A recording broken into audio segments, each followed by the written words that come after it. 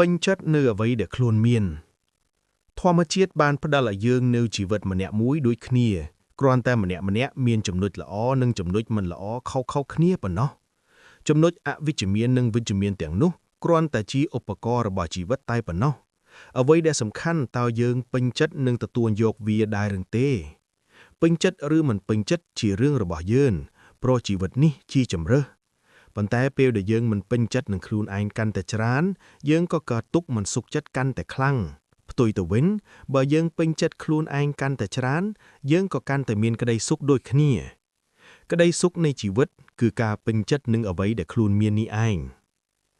ការដែលយើងពេញចិត្តនៅអ្វីដែលខ្លួនមានវាធ្វើឲ្យយើងយល់ថាខ្លួនឯងមានតម្លៃដូចជនឯងទៀតពេលដែលយើងមើលឃើញពីតម្លៃរបស់ខ្លួនឯងហើយយើងនឹងមានក្តីសុខហើយអាចកសាងអនាគតមួយយ៉ាងត្រជាក់ត្រចង់សម្រាប់ខ្លួនឯងបាន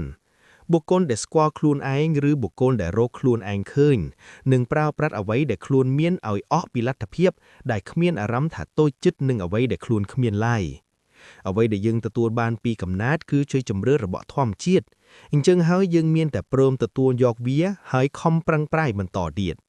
សមត្ថភាពបន្តិចបន្តួចដែលយើងមាននៅថ្ងៃនេះអាចនឹងធ្វើឲ្យយើងមានមោទនភាពបាននៅពេលដែលយើងពេញចិត្តនឹងវាហើយខំបង្កើនសមត្ថភាពរបស់ខ្លួនតាមរយៈការប្រឹងប្រែងដែលមិនខ្លាចនឿយហត់ការដែលយើងពេញចិត្តនឹងខ្លួនឯងធ្វើឲ្យយើងអាចបង្កើតអនាគតសម្រាប់ខ្លួនឯងបានពេលខ្លះយើងរកមិនឃើញពីគោលដៅជីវិតខ្លួនឯងនោះទេប៉ុន្តែយើងអាចបង្កើតវាឡើងបានតាមរយៈទេពកោសល្យពីកំណើតរបស់ខ្លួនឯងនេះឯងអ្នកខ្លះមានក្តីស្រមៃបែបនេះប៉ុន្តែគេបានបរាជ័យតាំងពីដើមទីបាត់ទៅហើយព្រោះតែធម្មជាតិមិនអំណោយផលដល់រូបគេប៉ុន្តែគេអាចសាងគោលដៅជីវិតខ្លួនឯងបានពេលដែលគេស្គាល់ពីខ្លួនឯងហើយព្រមយកចំណុចខ្លាំងរបស់ខ្លួនទៅបង្កើតគោលដៅជីវិតថ្មី